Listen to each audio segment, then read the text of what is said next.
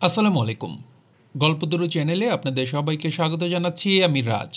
আপনাদের জন্য আজ পড়ছি হুমায়ুন আহমেদের একটি ছোট গল্প, কল্যাণী আশু।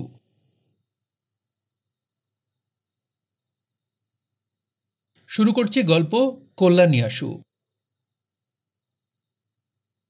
ট্রেড ওয়াক অফ আর্ট গ্যালারিতে ছবি দেখতে গিয়েছিলাম। পুরনো দিনের মহান সব শিল্পীদের আঁকা ছবি দেখতে দেখতে এগুচ্ছি। হঠাৎ থমকে দাঁড়াতে হলো। সঙ্গের রাশিয়ান গাইড বলল, কি হয়েছে? আমি হাত উঁচিয়ে একটি পেইন্টিং দেখালাম। Princess তারাকনোভার painting. অপূর্ব ছবি। জরি, ছবিটি দেখে তোমার কথা মনে পড়ল।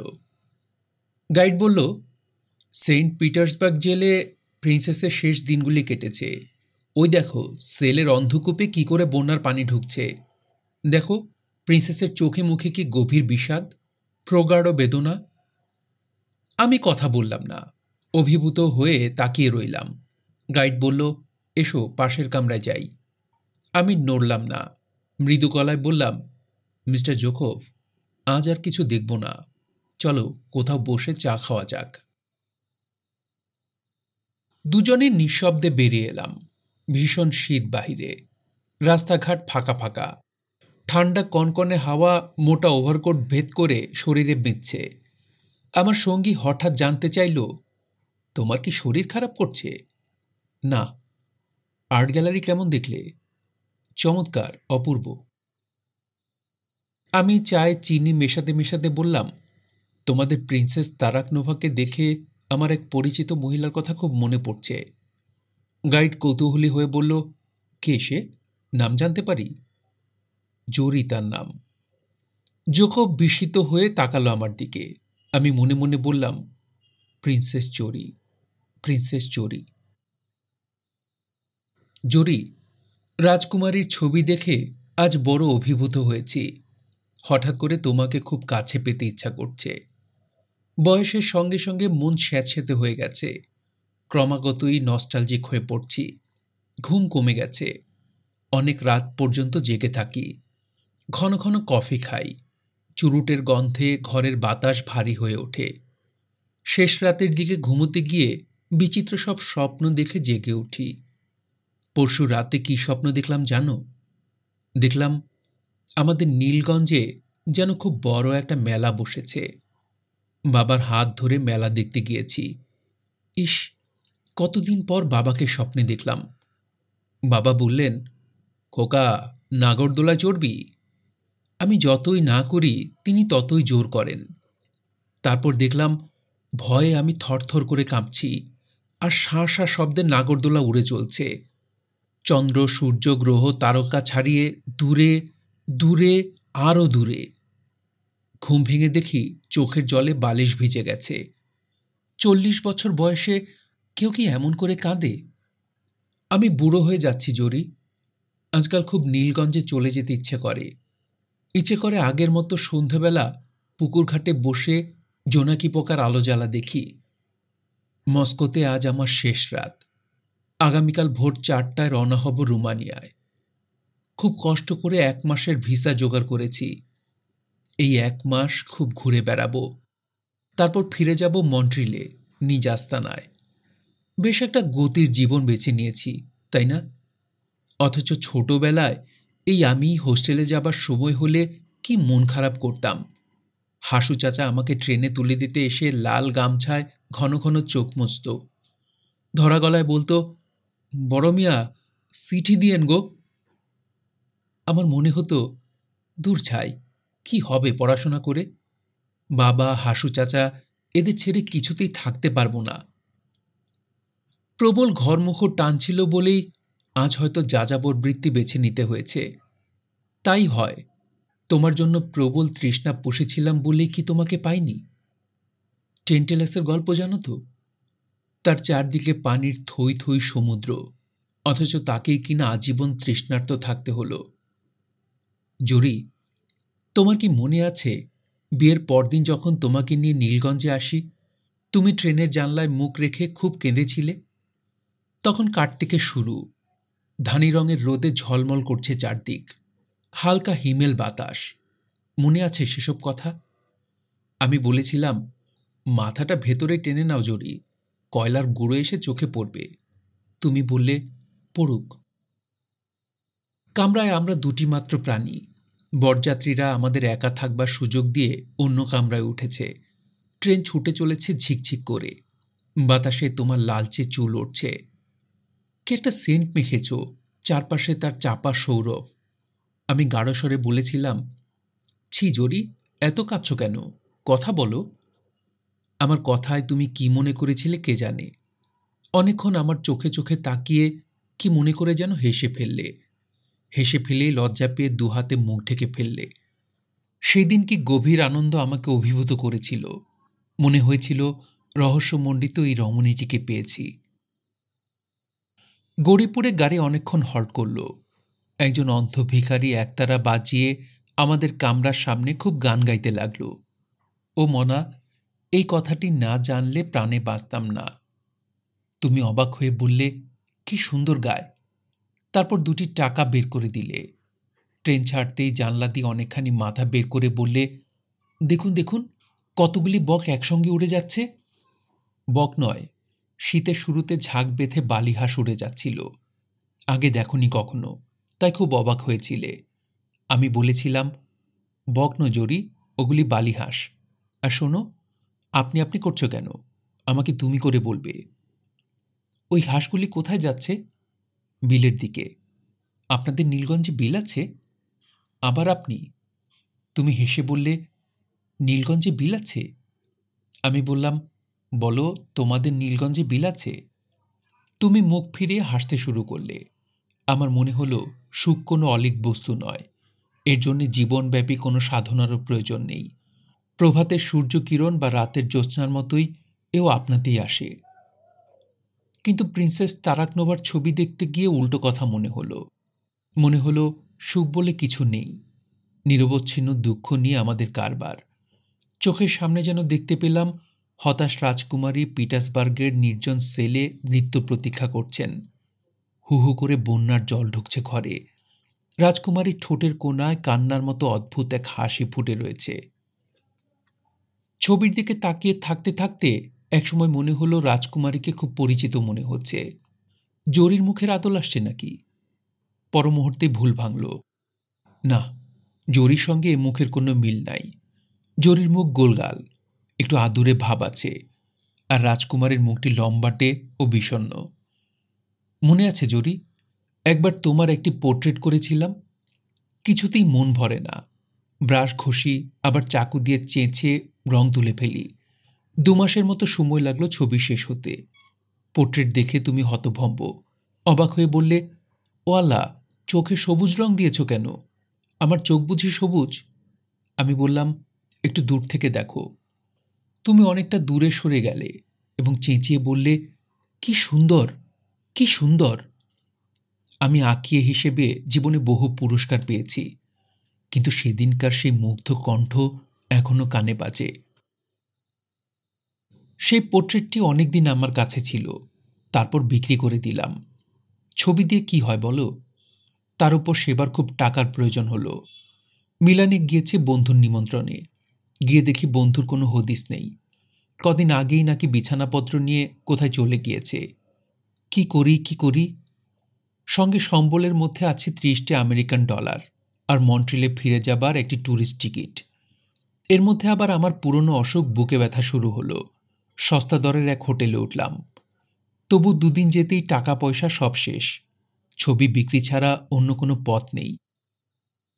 এক সন্ধ্যায় বড় রাস্তার মোড়ে ছবি টাঙিয়ে দাঁড়িয়ে দাঁড়িয়ে সিগারেট টানতে লাগলাম। কারোর যদি পছন্দ হয় কিনবে। ছবির মধ্যে আছে 2টি ওয়াটার কালার আর তেল রঙে আঁকা তোমার পোর্ট্রেট। ছবিগুলির মধ্যে নীলগঞ্জের জ্যোৎস্না নামের অপূর্ব একটি ওয়াটার কালার ছিল। আমাদের বাড়ির পেছনে 4-5টা নারকেল গাছ। দেখনি তুমি? ওই যে পুকুর পাড়ে জড়াজড়ি করে দাঁড়িয়েছিল। এক জ্যোৎস্না রাত্রিরে পুকুরের কালো জলে তাদের ছায়া পড়েছিল। তারই ছবি। চোখ ফেরানো যায় না এমন। অথচ বিক্রি হলো শুধু তোমার পোর্ট্রেটটি। এক বৃদ্ধা ভদ্রমহিলা কিনলেন। তিনি হৃষ্টচিত্তে বললেন, কেন এই পোর্ট্রেটটা কিনলাম জানো? না ম্যাডাম, আমি যখন কিশোরী ছিলাম তখন এই ছবিটিতে যে মেয়েটিকে তুমি এঁকেছ তার মতো সুন্দর ছিলাম, তাই কিনলাম। আমি হেসে বললাম, আপনি এখনও সুন্দর। ভদ্রমহিলা বললেন, এসো না আমার ঘরে, কফি করে খাওয়াবো। এমন কফি সারা মিলান শহরে খুঁজেও পাবে না। ভদ্রমহিলা আশাতীত দাম দিলেন ছবির। শুধু কফি নয়, রাতের খাবার খাওয়ালেন। তার অল্প বয়সী নানান ছবি দেখালেন। সবশেষে পিয়ানো বাজিয়ে খুব করুণ একটি গান গাইলেন, যার ভাব হচ্ছে, হে প্রিয়তম, বসন্তের দিন শেষ হয়েছে, ভালোবাসাবাসি দিয়ে সে দিনকে দূরে রাখা গেল না।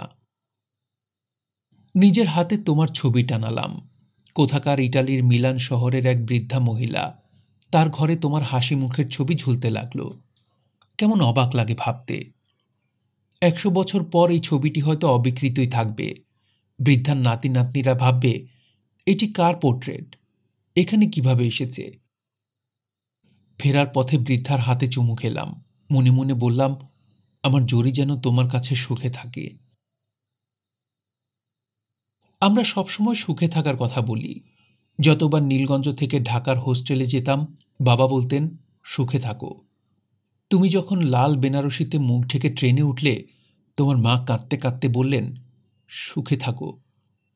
জরি, আমার কাছে তুমি সুখে ছিলে না? কিসে একটি মানুষ সুখী হয়? নীলগঞ্জে আমাদের প্রকাণ্ড বাড়ি দেখে তোমার কি মন ভরে ওঠেনি? তুমি কি অবাক হয়ে চেঁচিয়ে ওঠোনি, ওমা, এ যে রাজপ্রাসাদ! জ্যোৎস্না রাত্রিরে হাত ধরাধরি করে যখন আমরা পুকুর পাড়ে বেড়াতে যেতাম, তখন কি গভীর আবেগ তোমাকে এতটুকু আচ্ছন্ন করেনি? তোমাকে আমি কি দেইনি জরি? নিরবচ্ছিন্ন ভালোবাসার দেয়ালে তোমাকে ঘিরে রেখেছিলাম, রাখিনি? তবু এক রাত্রিরে তুমি বিছানা ছেড়ে চুপি চুপি ছাদে উঠে গেলে। আমি দেখলাম তুমি পাথরের মূর্তির মতো কার্নিশ ঘেঁষে দাঁড়িয়ে আছো। বুকে ধক করে একটা ধাক্কা লাগলো। বিস্মিত হয়ে বললাম, কি হয়েছে জরি? তুমি খুব স্বাভাবিক গলায় বললে, কই কিছু হয়নি তো। তারপর নিঃশব্দে নিচে নেমে এলে। তোমার মধ্যে গভীর একটি শূন্যতা ছিল, আমি তা ধরতে পারিনি। তবু বুঝতে পারছিলাম তোমার কোনো কিছুতেই মন লাগছে না। সে সময় এসো নিপবনের নাম দিয়ে আমি চমৎকার একটি পেইন্টিং করছিলাম। আকাশে আষাঢ়ের ঘন কালো মেঘ, একটি ভাঙা বাড়ির পাশে একটি প্রকাণ্ড ছায়াময় কদম গাছ, এই নিয়ে আঁকা। আমার শিল্পী জীবনের ভালো কটি ছবির একটি। ভেবেছিলাম বিয়ের বছরটি ঘুরে এলে তোমাকে এই ছবি দিয়ে মুগ্ধ করব, কিন্তু ছবি তোমাকে এতটুকু মুগ্ধ করল না। তুমি ক্লান্ত গলায় বললে, 1 বছর হয়ে গেছে বিয়ের? ইস, কত তাড়াতাড়ি সময় যায়। তোমার কণ্ঠে কি সেদিন একটি চাপা বিষাদ ধ্বনিত হয়ে উঠেছিল? ক্রমে ক্রমে তুমি বিষণ্ণ হয়ে উঠতে লাগলে। প্রায় মাঝরাতে ঘুম ভাঙলে দেখতাম তুমি জেগে বসে আছো। অবাক হয়ে বলেছি, কি হয়েছে জরি? কই কিছু হয়নি তো। ঘুম আসছে না? আসছে বলেই তুমি আবার কুণ্ডলি পাকিয়ে শুয়ে পড়লে। কিন্তু তুমি জেগে রইলে, অথচ ভান করতে লাগলে যেন ঘুমিয়ে আছো। আমি বললাম, জরি, সত্যি করে বলো তো তোমার কি হয়েছে? কিছু হয়নি। কোথাও বেড়াতে যাবে? কোথায়? কক্সবাজার যাবে? হোটেল ভাড়া করে থাকবো? ভাল লাগে না। তারও অনেকদিন পর এক সন্ধ্যায় ঘন ঘোর হয়ে মেঘ করল। রাত বাড়ার সঙ্গে সঙ্গে শুরু হলো ঝড়। দরাম শব্দে এক একবার আছড়ে পড়ছে জানলার পাট। বাজ পড়ছে ঘন ঘন। ঘরের লাগোয়া জাম গাছে শোঁ শোঁ শব্দ উঠছে। দুজনে বসে আছি চুপচাপ। তুমি হঠাৎ একসময় বললে, তোমাকে একটা কথা বলি, রাখবে? আমি বিস্মিত হয়ে বললাম, কি কথা? আগে বলো, রাখবে? নিশ্চয়ই রাখব। তুমি তখন তোমার আনিস স্যারের গল্প বললে, যিনি কলেজে তোমাদের অঙ্কের প্রফেসর ছিলেন। খামখেয়ালির জন্যে যার কলেজের চাকরিটি গেছে, এখন খুব খারাপ অবস্থায় আছেন। কোনো রকমে দিন চলে। তুমি আমাকে অনুরোধ করলে নীলগঞ্জে নতুন যে কলেজ হচ্ছে সেখানে তাকে একটি চাকরি জোগাড় করে দিতে। তুমি উজ্জ্বল চোখে বললে, আনিস স্যার মানুষ নন, সত্যি বলছি ফেরেশতা, তুমি আলাপ করলেই বুঝবে। আমি বললাম, নীলগঞ্জের কলেজের এখনো তো অনেক দেরি, মাত্র জমি নেওয়া হয়েছে। হোক দেরি, আনিস স্যার ততদিন থাকবে আমাদের এখানে। নিচের ঘর তো খালিই থাকে। একা মানুষ, কোনো অসুবিধা হবে না। একা মানুষ? হুম। মেয়ে আর বউ দুজনের কেউই বেঁচে নেই। একদিনে দুজন মারা গেছে কলেরায়। আর মজা কি জানো, তার পরদিনই আনিস স্যার এসেছেন ক্লাস নিতে। প্রিন্সিপাল স্যার বললেন, আজ বাড়ি যান, ক্লাস নিতে হবে না। আনিস স্যার বললেন, বাড়িতে গিয়ে করব কি, কে আছে বাড়িতে?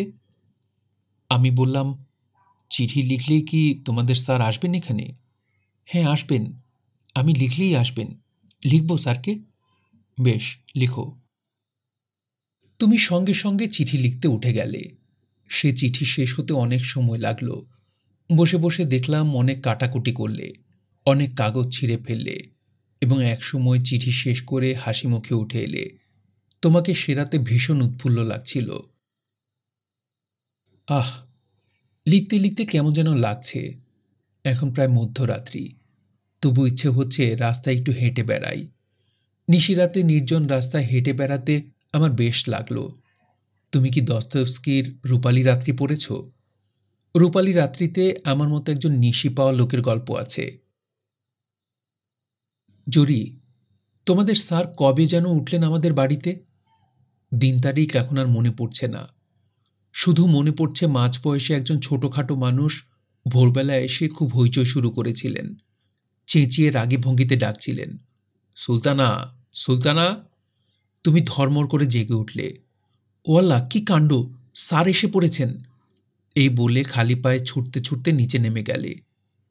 আমি জানলা দিয়ে মুখ বাড়িয়ে দেখলাম তুমি পা ছুঁয়ে সালাম করছো, আর তোমাদের স্যার বিরক্তিতে ভ্রু কুঁচকে বিড়বিড় করে কি যেন বলছেন। খানিক পরে দেখলাম তিনি খুব হাসছেন, সেই সঙ্গে লাজুক ভঙ্গিতে তুমিও হাসছ। তুমি খুশি হয়েছিলে তো? নিশ্চয়ই হয়েছিলে। আমি স্টুডিওতে বসে তোমার গভীর আনন্দ অনুভব করতে পারছিলাম। একটি তীব্র ব্যথা আমাকে আচ্ছন্ন করে ফেলেছিল। সেদিন আমার আত্মহত্যার কথা মনে হয়েছিল। অথচ তোমার স্যার ঋষিতুল্য ব্যক্তি ছিলেন। এমন সহজ, এমন নির্লোভ লোক আমি খুব কমই দেখেছি। কোনো কিছুর জন্যই কোনো মোহ নেই, এমন নির্লিপ্ততা কল্পনা করা যায় না। জরি, তুমি ঠিক লোকের প্রেমেই পড়েছিলে। এমন মানুষকে ভালোবেসে দুঃখ পাওয়াতেও আনন্দ। তোমার স্যার ফেরেশতা ছিলেন, কিন্তু জরি, আমি তো ফেরেশতা নই। আমার হৃদয়ে ভালোবাসার সঙ্গে সঙ্গে গ্লানি ও ঘৃণা আছে। আমি সত্যি একজন সাধারণ মানুষ। সময় কাটতে লাগলো। আমি শামুকের মতো নিজেকে গুটিয়ে নিলাম। অনেকগুলি ছবি আঁকলাম সে সময়। তোমার পোর্ট্রেটটিও সে সময় করা। পোর্ট্রেটে সিটিং দেবার জন্যে ঘণ্টাখানিক বসতে হতো তোমাকে। তুমি হাসি মুখে এসে বসতে, কিন্তু অল্পক্ষণ পরেই ছটফট করে উঠতে। এই রে, স্যারকে চা দেয়া হয়নি, একটু দেখে আসি, 1 মিনিট প্লিজ। আমি তুলি হাতে তোমার ফেরার প্রতীক্ষা করতাম। 1 কাপ চা তৈরি করতে প্রচুর সময় লাগতো তোমার। মাঝে মাঝে আসতেন তোমার স্যার। অর্ধসমাপ্ত ছবিগুলি দেখতেন খুঁটিয়ে খুঁটিয়ে, এবং বলতেন, ছবি আমি ভালো বুঝি না, কিন্তু আপনি যে সত্যি ভালো আঁকেন তা বুঝতে কষ্ট হয় না। তার প্রশংসা আমার সহ্য হতো না। আমি হাত গুটিয়ে বসে থাকতাম। তিনি বলতেন, আপনি আঁকুন, আমি দেখি কি করে ছবি আঁকা হয়। আমি কারো সামনে ছবি আঁকতে পারি না। তবু তোমার স্যার বসে থাকতেন। তীব্র ঘৃণায় আমি কতবার তাকে বলেছি, এখানে বসে আছেন কেন, বাইরে যান। কোথায় যাব? নদীর ধারে যান, জরিকে সঙ্গে নিয়ে যান।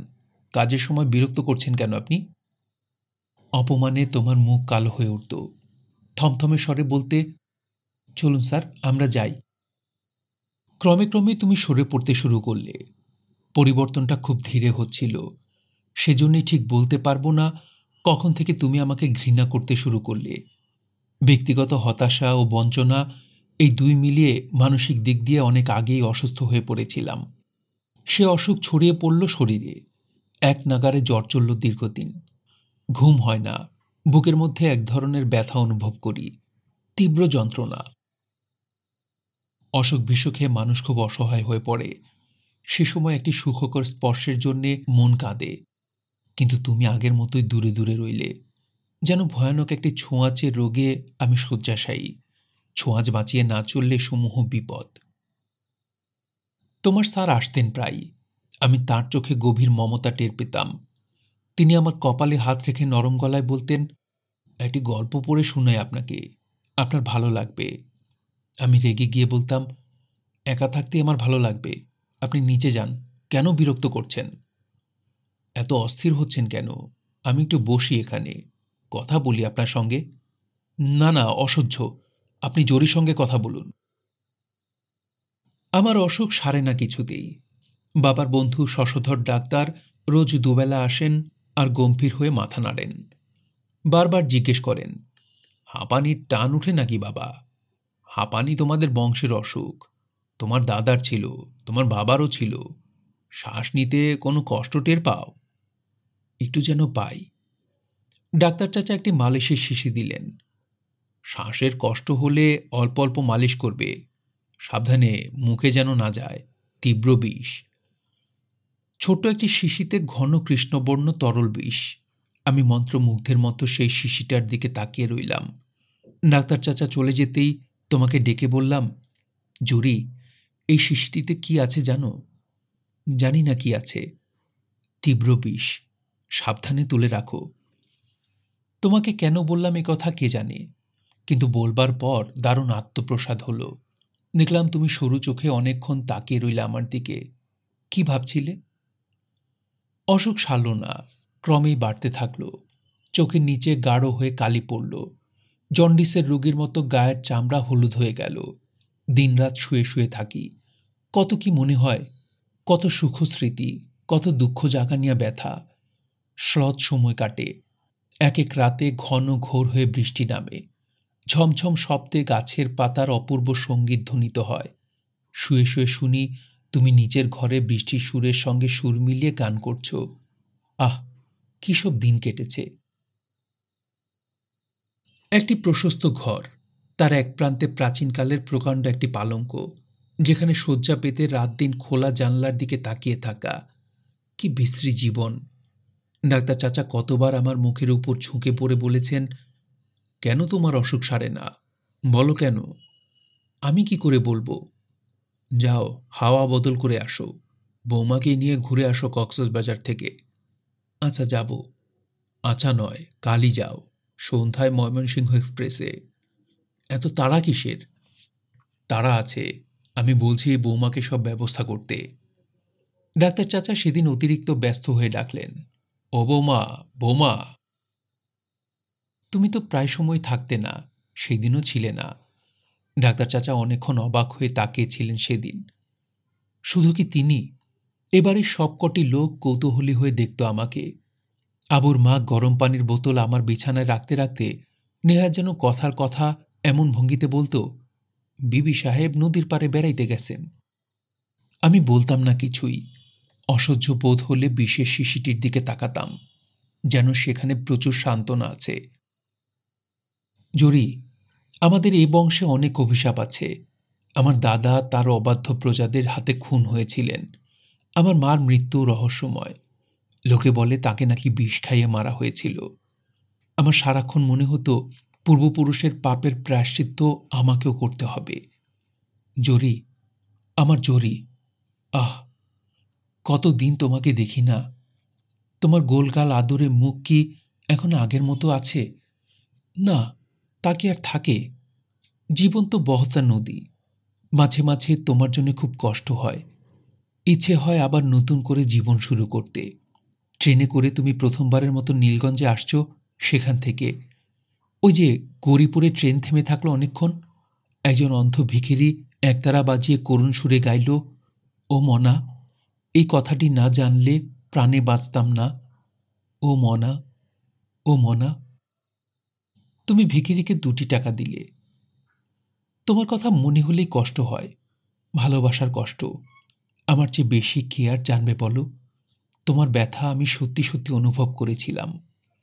তোমার স্যার যেদিন নিতান্ত সহজ ও স্বাভাবিক ভঙ্গিতে বললেন, সুলতানা, আমার সুটকেসটা গুছিয়ে দাও, আমি ভরে যাচ্ছি, তখন তোমার চোখে জল টলমল করে উঠল।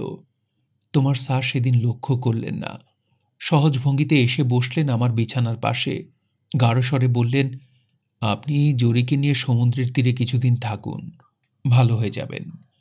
আমি বললাম, না না, আমি যাব না, সমুদ্র আমার ভালো লাগে না। আপনারা দুজনে যান। সমুদ্র তীরে সবসময় দুজন করে যেতে হয়, এর বেশিও নয়, এর কমও নয়। তোমার স্যার তৃপ্তির হাসি হাসতে লাগলেন। তুমি মাথা নিচু করে দাঁড়িয়ে রইলে, একটি কথাও বললে না। আমি দেখলাম খুব শান্ত ভঙ্গিতে তুমি তোমার স্যারের সুটকেস গুছিয়ে দিলে। রাস্তায় খিদে পেলে খাবার জন্য একগাদা কী সব তৈরি করে দিলে। তিনি বিদায় নিলেন খুব সহজভাবেই। ঘর থেকে বেরিয়ে একবারও পিছন ফিরে তাকালেন না। তুমি মূর্তির মতো গেটের সামনে দাঁড়িয়ে রইলে। জরি, তুমি কি ভুল লোকটিকে বেছে নিয়েছিলে?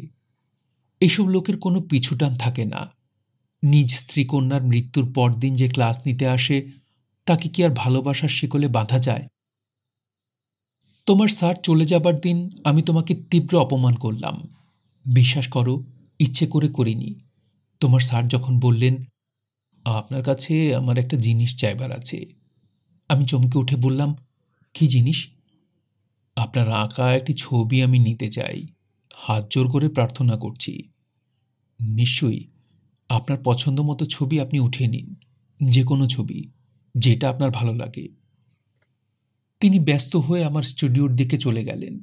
আমি তোমার চোখে চোখ রেখে বললাম, স্যার কোন ছবিটি নেবেন জানো তুমি? না, স্যার নেবেন তোমার পোর্ট্রেট। তিনি কিন্তু নিলেন অন্য ছবি, জল রঙে আঁকা এসো নিপবনে। তাকে দেখে অপমানে তোমার মুখ নীল হয়ে গেছে। তীব্র ঘৃণা নিয়ে তুমি আমার দিকে তাকালে। সেই সব পুরনো কথা তোমার কি মনে পড়ে? বয়স হলে সবাই তো নস্টালজিক হয়, তুমি হওনি? কুটিল সাপের মতো যে ঘৃণা তোমার বুকে কিলবিল করে উঠেছিল, তার জন্যে তোমার কি কখনো কাঁদতে ইচ্ছা হয় না? তুমি কাঁদছ, এই ছবিটি বড় দেখতে ইচ্ছে করে। তোমার স্যার চলে যাবার পর তুমি কি করবে তা কিন্তু আমি জানতাম জরি। তোমার তো এছাড়া অন্য কোনো পথ ছিল না। মিছিমিছি তুমি সারা জীবন লজ্জিত হয়ে রইলে। আমি তোমাকে চন্দ্রনাথ পাহাড়ে বেড়াতে নিয়ে যেতে চেয়েছি, তুমি বললে না। তোমাকে কিছুদিন তোমার বাবা মার কাছে রেখে আসতে চেয়েছি, তুমি কঠিন স্বরে বলেছ না। কতবার বলেছি বাইরে থেকে ঘুরে এলে তোমার মন ভালো থাকবে, তুমি শান্ত স্বরে বলেছ আমার মন ভালোই আছে। আমি জানতাম ঘৃণার দেয়ালে বন্দী হয়ে একজন মানুষ বেশি দিন থাকতে পারে না। তোমার সামনে দুটি মাত্র পথ, এক মরে যাওয়া, আর দুই, কিন্তু মরে যাওয়ার মতো সাহস তোমার ছিল না। কাজেই দ্বিতীয় পথ যা তুমি বেছে নেবে তার জন্য আমি অপেক্ষা করছিলাম। এও এক ধরনের খেলা। আমি জানতাম তুমি এবারও পরাজিত হবে। পরাজয়ের মধ্যেই আসবে জয়ের মালা। উৎকণ্ঠায় দিন কাটতে লাগলো। কখন আসবে সেই মুহূর্তটি? সেই সময় আমি নিজেকে ঠিক রাখতে পারবো তো? সেই মুহূর্তটির কথা কি তোমার মনে পড়ে কখনো? ঘন হয়ে শীত পড়ছে, শরীর খানিক সুস্থ বোধ হওয়ায় আমি কম্বল মুড়ি দিয়ে বসে আছি। সন্ধ্যা মিলাতেই ঘরে আলো দিয়ে গেল। আর কিছু পর তুমি এলে চা নিয়ে। চায়ের পেয়ালা এগিয়ে দিতে গিয়ে চা ছলকে পড়ল মেঝেতে। বিড়বিড় করে তুমি কে যেন বললে। আমি তাকালাম টেবিলের দিকে, বিশেষ সেই শিশিটি নেই। তুমি অপলকে তাকিয়েছিলে আমার দিকে। আমি হেসে হাত বাড়িয়ে দিলাম চায়ের পেয়ালার জন্যে। তুমি জ্ঞান হারিয়ে এলিয়ে পড়লে মেঝেতে। হেরে গেলে জরি। তোমাকে এরপর খুব সহজেই জয় করা যেত, কিন্তু আমি তা চাইনি। সব ছেড়ে ছুড়ে চলে এলাম। অল্প কদিন আমরা বাঁচি, তবু এই সময়ে কত সুখ দুঃখ আমাদের আচ্ছন্ন করে রাখে, কত গ্লানি, কত আনন্দ আমাদের চারপাশে নিচে বেড়ায়, কত শূন্যতা বুকের ভেতর হাহা করে। জরি, এখন গভীর রাত্রি। আর কিছুক্ষণের মধ্যেই পোর্টার এসে দরজায় নক করবে। বিমান কোম্পানির মিনি বাস এসে দাঁড়াবে দোরগোড়ায়। আবার যাত্রা শুরু। আবার হয়তো কোনো এক পেন্টিংয়ের সামনে দাঁড়িয়ে তোমার কথা মনে পড়বে। আবার এরকম লম্বা চিঠি লিখব, কিন্তু সেসব চিঠি কখনো পাঠাবো না তোমাকে। যৌবনে হৃদয়ের যে উত্তাপ তোমাকে স্পর্শ করতে পারেনি, আজ কি আর তা পারবে? কেন আর মিছে চেষ্টা?